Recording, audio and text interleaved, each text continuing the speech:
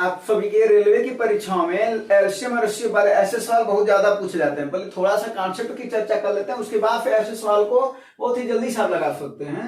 तो जरा देखिएगा, आपको पता होगा कि एलसीएम लघुत्तम और महत्तम में एक फार्मूला चलता है, क्या? पहली संख्या गुणे दूसरी संख्या, है ना? दूसरी संख्या फार्मूला क्या चलता है? लसा गुणे मसा का। बोलिए, कोई दिक्कत? ठीक ना?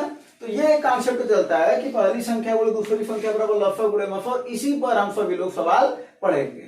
ठीक है? तो जरा देखो, ऐसे अनुपात वाले फॉर्म कई बार आते हैं। तो सवाल क्या दे रखा है कि दो संख्याओं का अनुपात बहुत इत्मीनान से समझा जाएगा। दो संख्याओं का अनुपात 11:4 के अनुपात में है। कितने के अनुपात में? 11 और 4 के अनुपात में है। ठीक है ना? कोई दिक्कत इसमें नहीं है। यानी जो संख्या है वो पहली कितनी है? 11 के अनुपात में, दूसरी कितनी है? 4 के अनुपात में। यानी अलग अलग करा दिया तो कितना हो जाएगा? ये 11x हो जाएगा और ये कितना हो जाएगा? 4x, है ना? और जैसा कि पता होगा कि मौसा किसे कहते हैं, तो जो दोनों में उभयनिष्ठ होता है, कॉमन होता है, वो क्या कहलाता है? मौसा कहलाता है। बोलो, तो इन दोनों में कॉमन क्या है? x है। यानी अगर देखा जाए तो मौसा कितना मिल गया अपने को? x। बोलो हाँ या नहीं? बोलो। तो ऐसे सवाल को अगर बेसिक से सीखेंगे हम लोग तो कैसे लगाएंगे, जरा उसको देखो। क्या कर रहा है? दो संख्या का अनुपात 11:4 दे रखा है और महत्तम दे रखा है 16। मतलब क्या दे रखा है? 16। तो अब बताओ, क्या को जरा संख्याओं का योग बताओ। तो जब महत्तम 16 यानी x की वैल्यू कितनी है? 16 है। और अभी अभी बताएं कि वो जो मौसा होता है वो संख्याओं में होता है। तो पहली संख्या कितनी मिल गई? 11 गुणे, और दूसरी संख्या कितनी मिल गई? 4 गुणे 16, यही ना? तो 11 गुणे 16 कितना हो जाएगा? 176। अब 16 चौके 64। क्या पूछ रहा है? इसका योग पूछ रहा है। क्या पूछ रहा है? इसका योग। तो जोड़ दो इसको, कितना हो जाएगा? 6 4 10 और 5 6 13 1 14 और 1 1 240।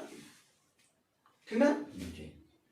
अब बातें समझ में आई होगी कि मौसा कहाँ रहता है। अब यही सवाल अगर जल्दी में लगाना होता तो क्या कर लेते हैं? इसका मतलब कभी भी अगर अनुपात दिया रहे और मौसा दिया रहे, जो कि यहाँ पर मौसा दिया था ना 16, तो क्या करोगे? अगर उसका योग पूछ रहा सीधे सीधे क्या करोगे? 16 गुणे 11 पहली संख्या मिल गई और 16 गुणे 4 दूसरी संख्या मिल गई। बोलो, मिल गई कि नहीं मिल गई? मिल गई कि नहीं मिल गई? अगर वही पूछता इसका लसा बताओ तो क्या कर देते? पहली संख्या मिल गई कितनी? 16 गुणे 11। बोलो हाँ या नहीं? दूसरी संख्या कितनी मिल गई? 16 गुणे 4। बोलो हाँ या नहीं? मौसा मिल गया कितना? 16। लसा ज्ञात करना बहुत ही आसानी से लगा सकते हो। बोलो, कोई दिक्कत है क्या? यानी इसी तरीके के सवाल को कैसे लगा सकते थे? ये 11x ही तो है।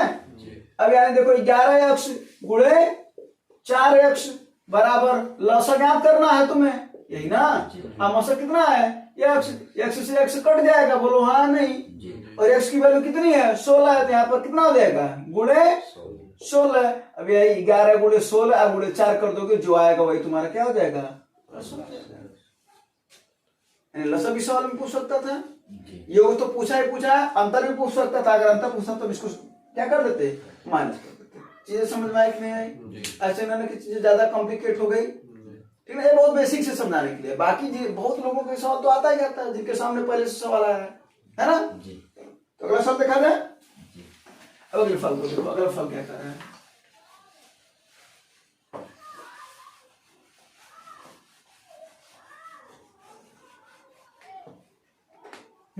अगला फल, दो संख्याओं का लघुत्तम देखो 84 है और अनुपात दे रखा 2:3, योग ज्ञात करने के लिए कह रहा है ना?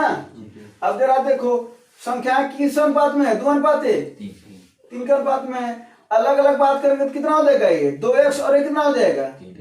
3x हो जाएगा। हो जाएगा कि नहीं हो जाएगा? पहली संख्या अपने को मिल गई 2x, दूसरी संख्या मिल गई अपने को 3x, मिल गई ना? तो जरा देखो, इसी का गुणा किसके बराबर होता है? लसा गुणे मौसा है। यहाँ पर कितना? बोलो, है ना? और लसा की वैल्यू कितनी दे रखी है यहाँ पर? तो इसकी वैल्यू रख देते हैं, है ना? अब देखो, x से x 2 3 6, कितना बार में कटेगा? 6 का 9 6 और 2, ठीक ना? क्या बचा है यहाँ पर? मात्र x ही तो बचा है। तो x की वैल्यू कितनी आ गई? और x है क्या? x क्या है? मौसा। एक सही तो मौसा, दोनों में कॉमन वही तो है। अब क्या अपने को ज्ञात करना है, करा संख्याओं का योग ज्ञात कीजिए। तो संख्याओं का योग ज्ञात कर लेंगे तो पहली संख्या 2x के बराबर है, कितना हो जाएगा 14 दूना 28, और तीसरे कितना है 14 तिहाई 42। इसी का योग ज्ञात करना है, कर लो भैया। 8 2 10 और 4 2 6 1 7 है ना। अब इसी सवाल को, ये हो गया बेसिक तरीके से जो इस फार्मूले से लग रहा है। लेकिन अगर इसी सवाल को जब हम लोग जल्दी में लगाते हैं तो करते क्या है कि सबसे पहले फार्मूला लिखना कि मौसा बराबर क्या होता है, लौसा बटा अनुपातों का गुणा। क्या भैया, अनुपातों का गुणा। तो लौसा कितना आया है 84, और अनुपातों का गुणा कितना है 2 गुणे 3। ऐसे से काटेंगे तो कितना बार में कटेगा ये 14 बार में। तो मौसा कितना आ गया जो कि आया था, है ना। अगर इस सवाल में पूछा होता मौसा बताओ तो आंसर कितना होता है 14 होता है। फिर पूछा नहीं पर अगर कहता छोटी संख्या बताओ तो 14 दूना 28, बड़ी संख्या 14 तिहाई 42, ये पूछा है तो 2 और 3 5, 5 के पास में ना ये, तो 2 3 5 तो 14 25 70। अंतर पूछा होता तो 2 और 3 का अंतर 1, तो 1 गुणे 14 इक्वल टू 14। बस समझे कि नहीं। तो इस मूल फार्मूले से लग रहा है, और एक उसको जल्दी से लगाने का तरीका भी है, तो इसको भी नोट कर लेना, ठीक है ना। बोलो जी। अगला फल पे चला जाए। अब अगला फल भी कुछ इसी तरीके का है। अगला फल देखो, अब देखो उसको लगा लोगे अभी। देखो इसी पर है, अब इसका प्रयोग करना है, इस फार्मूले का प्रयोग करो। देखो इस फार्मूले का प्रयोग करोगे तो क्या होगा, क्या करें, दो संख्या का अनुपात 2 अनुपात 3 है। अब देखो अनुपात दिया है और लौसा दिया है, तो सबसे पहले क्या ज्ञात करेंगे, मौसा ज्ञात कर लेंगे। ऐसे सवाल का लौसा कितना दे रखा है 120, बोलो लौसा कितना दे रखा है 120, और क्या दे रखा है अनुपात कितना दे रखा है 2 अनुपात 3, यानी 2 गुणे 3 दूना 6, कितनी बार में कट जाएगा 20 बार में। मौसा कितना आ गया भैया, और संख्याओं का अनुपात कितना था 2 अनुपात 3, ये ना था। अब देखो अगर पूछा होता मौसा बताओ तो कितना आंसर हो जाता है 20 हो जाता है। लेकिन क्या पूछा है छोटी संख्या बताओ, क्या बताओ छोटी कौन है 2 की 3, 2 वाली तो 20 दूना 40। अगर पूछा होता बड़ी संख्या बताओ तो ये छोटी हो गया। अगर पूछा बड़ी संख्या बताओ तब कितना हो जाता है 60 हो जाता है। पूछता इसका अंतर बताओ तो कितना हो जाता है, ये अंतर हो गया। अगर पूछता इसका योग बताओ तब कितना हो जाता है, तो इसी वजह से ये आ गया कि नहीं आ गया, बोलो कोई दिक्कत नहीं।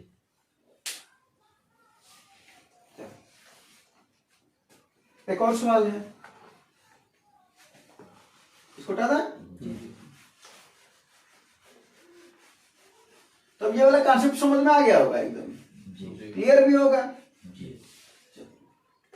अब देखो क्या रहा है, दो संख्याओं का लघुत्तम, देखो इसको भी वही दिया है, तो इस सवाल को तो अभी अभी बताएं, ज्ञात कर लोगे ना, करोगे क्या जल्दी में इसको लगाने के लिए, मौसा तुरंत ज्ञात करोगे, बोलो हाँ या नहीं। लघुत्तम कहाँ लिखोगे ऊपर, और अनुपातों का गुणा कितना अनुपात 1 और 7 के अनुपात में तो 1 गुणे 7, इससे काट दोगे 7 1 9 7 और 0 उतरेगा 7 3 का 103। क्या हो गया इसका, पहली संख्या 1 के अनुपात में तो पहली संख्या कितनी हो गई, और दूसरी संख्या 7 के अनुपात में कितनी हो गई ये 700। पूछ रहा इसका योग बताओ, यही ना 3 1 2 और बोलो कोई दिक्कत अब देखो ये इसी से आया है और ये यहां से आया है ना। अब अगला फॉर्म,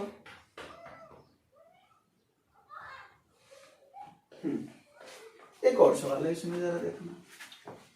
अब यहां पर लौसा तो दे रखा है, हो सकता है मौसा दे रखा हो, बोलो। हाँ, तो अगला सवाल देखो जरा क्या कर रहा है, दो संख्याओं का अनुपात 3 अनुपात 4 है, उनका मौसा कितना है 4 है, तो लौसा बताओ। अभी भी बताया संख्याएं कितने अनुपात में 3 अनुपात 4, और मौसा कितना दे रखा है 4, और अभी भी बताया कि मौसा कहाँ होता है संख्याओं में होता है, तो ये तो 3 1 से पहली संख्या, बोलो, और दूसरी संख्या कितनी है, देखा जाए तो कितना हो जाएगा ये 4 तिहाई, और ये 4 चौके अब 12 और 16 का एलसीएम तुम्हें निकालना है, कितना होगा 12 और 16 का एलसीएम, 48 ही तो आएगा। बोलो 12 और 16 कैल्शियम निकालोगे ना, इस तरीके से निकाले नहीं हो निकालोगे ना। अच्छा एक तो तरीका ये हो गया, एक और तरीका हो गया, फार्मूला नोट करना कि अगर तुम लोगों को लॉसा पता करना है, क्या पता करना भैया, तो क्या करना है, इसमें से मौसा गुणे अनुपातों का गुणा, यहीं से देखो फार्मूला बनाना। लसा अगर पता करना है तो अनुपातों का गुणा इधर कर दोगे, मौसम में गुणा कर दोगे, बड़ी आराम से आंसर आ जाएगा। देखो कैसे आएगा, मौसम की वैल्यू कितना दे रखा है 4 और अनुपातों का गुणा कर दोगे यानी 3 गुणे 4, बस 4 3 12, अब 12 चौको, ये तुम्हारा आंसर। कोई दिक्कत परेशानी नहीं। अभी का लास्ट सवाल जो बहुत ही इंपॉर्टेंट होता है, परीक्षाओं में आता है और कभी कभी थोड़ा सा डिस्टर्ब भी कर देता है, ठीक ना। इन सभी को नोट कर लेना, अभी सवाल को समझते हैं, ठीक है।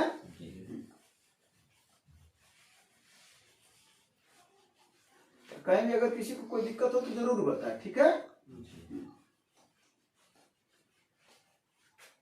अच्छा अगला सवाल क्या है, करा दो संख्याओं का योग 72 है। क्या भैया, दो संख्याओं का योग, मान लेते हैं कि संख्या x है और y है, बोलो तो इसका योग कर रहा है कितना है 72 है। कोई दिक्कत नहीं है भाई, अच्छी बात है ना। फिर क्या कर रहा है, उनका मौसा और लौसा क्रमशः दे रखा है। अब देखो लौसा भी दे रखा है और मौसा भी दे रखा है, इसका मतलब पहली संख्या गुणे दूसरी संख्या ही तो लौसा गुणे मौसा के बराबर होता है, बोलो। तो पहली संख्या x है, दूसरी संख्या y है, यानी x गुणे y बराबर लौसा कितना है 102 गुणे 2, बोलो यानी 102 गुणे 2 इसका टू कितना, कोई दिक्कत हो तो बताओ। अब हमको आ गया योग आ गया उनका 72 और गुणनफल आ गया 204, और कैसे आया गुणनफल ये समझ में आया कि नहीं आया, वो आया इस फार्मूले से। कोई दिक्कत, क्या पूछ रहा है, उनके व्युत्क्रमों का योग बताओ, किनके, इस संख्याओं का। ध्यान से सुनना, उसने भाषा क्या किया है, इसके व्युत्क्रम, इसको व्युत्क्रम कर दो, व्युत्क्रम माना होता है उल्टा, चलो उल्टा कर दिए, इसको भी उल्टा कर दो, चलो इसको भी उल्टा कर दिए, करा योग बताओ यानी जोड़ना है, यही ना। कोई दिक्कत हो तो बताओ। तो जरा इसको सॉल्व कर लिया जाए, क्योंकि कई लोग क्या करने लगते हैं, यहां से x और y की वैल्यू निकाल करके तब जाकर के इसमें रखते हैं, फिर रखते रह जाओगे, बहुत समय लग जाएगा। समझ में आने को तो आ जाएगा लेकिन बहुत समय लग जाएगा। तो करना क्या है, तो क्यों ना इसी को थोड़ा सॉल्व कर लिया जाए, और जरा इसको सॉल्व किया जाएगा, क्या हो जाएगा, x और y का एलसीएम लोगे x y, और ये तिरछे तिरछा गुणा होकर यहाँ पर जाएगा। या वही काम करते हो कि इससे क्या करते हैं, काटते हैं, तो x से x कट जाएगा, बचेगा y, बोलो हाँ या नहीं। और यहाँ से जब x y को y से काटेंगे तो y से y कट जाएगा, बचेगा x, कोई दिक्कत। अब चाहे y धन x कहो, चाहे x धन y, अरे 2 और 3 5, अब 3 दूरी 5 बच गया, तो एक है, बोलो। तो जरा देखते हैं दोनों का योग कितना है भैया 72। देखो कितना आसानी से आ गया है 72, कॉन्सेप्ट पता होता तो अब तक कभी आंसर और आ जाता है ना। 72, अब दोनों का गुणनफल कितना है भैया 200। अब इसी को सॉल्व कर लो, थोड़ा सा चाहो तो काट सकते हो, है ना। 4 से कट जाएगा ना, ये काट करके दिया ना, कितना आ जाएगा 4 एकम 9, कितना बचा 3 4 8, और ये कितना हो जाएगा 4 5 4 एकम 9, यानी 18 बटा 51। अच्छा अभी और कट रहा है, अच्छा 3 से कट रहा है ना, 3 छक्के और 3 17 क्या नहीं 6 बटा 70 है ना, कट जा रहा तो और करा तो कोई दिक्कत है क्या, हाँ चलो। तो ये वाला सवाल तो नहीं बोलेगा ना। तो कभी भी अगर संख्याओं का योग दे रखा हो और उनका लसा और माफा दे रखा हो और पूछ रहा उसके व्युत्क्रमों का योग, तो करना क्या है, जो योग है उसको ऊपर लिखना डायरेक्ट, देखो, और जो उनका गुणा है वो कहाँ लिखना नीचे, व्युत्क्रमों का योग पता चल जाएगा, ठीक है। अगर ये चीजें समझ में आएगा तो अपने दोस्तों के पास शेयर भी कर दीजिएगा। धन्यवाद, जय हिंद।